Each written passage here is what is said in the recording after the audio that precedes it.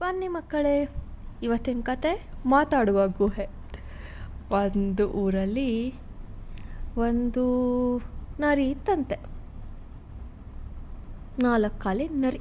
ಇದು ನರಿ ಬಾಲ, ನರಿ ಕಿವಿ. ನರಿ ಹೀಗೆ ಕಾಡೆಲ್ಲ ಸುತ್ತಾಡ್ತಂತೆ, ಇಲ್ಲಿ ಎಲ್ಲೆಲ್ಲ ಸುತ್ತಾಡ್ತು. ಆಮೇಲೆ ಅದು ನೋಡ್ತು, ಒಂದು ಕಡೆ ಒಂದು ದೊಡ್ಡ ಗುಹೆ ಇತ್ತಂತೆ. ಗುಹೆ ಹತ್ರ ಇಲ್ಲಿ ಮರಗಳೆಲ್ಲ ಇದೆ ಆಯಿತಾ, ಇಲ್ಲೆಲ್ಲ ಮರ ಎಲ್ಲ ಇದೆ. ಆಗ ನರಿ ಯೋಚನೆ ಮಾಡ್ತು, ನಾನು ಗುಹೆ ಹತ್ರ ಹೋಗ್ಬೋದಾ ಅಥವಾ ಒಳಗೆ ಹೋದರೆ ಇಲ್ಲೇನಾದರೂ ಅಪಾಯ ಇರ್ಬೋದಾ ಅಂತ. ಆಗ ಈ ನರಿ ಒಂದು ಉಪಾಯ ಮಾಡುತ್ತೆ.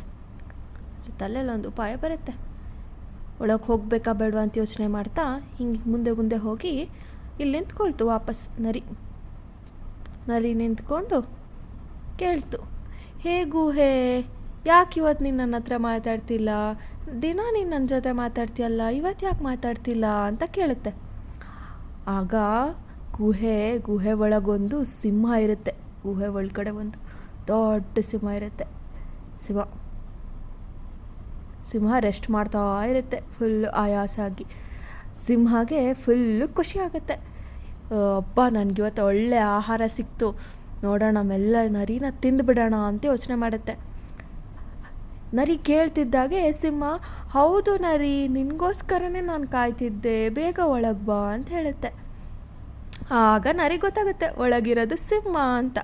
ಇದನ್ನ ತಿಳ್ಕೊಂಡು ನರಿ ಅಲ್ಲಿಂದ ಓಡ್ ಹೋಗುತ್ತೆ ಬೇರೆ ಕಡೆಗೆ. ಇಲ್ಲಿಂದ ಓಡ್ ಹೋಗಿ ಅದು ನರಿ ತನ್ನ ಪ್ರಾಣನ ಉಳಿಸ್ಕೊಳ್ಳುತ್ತೆ.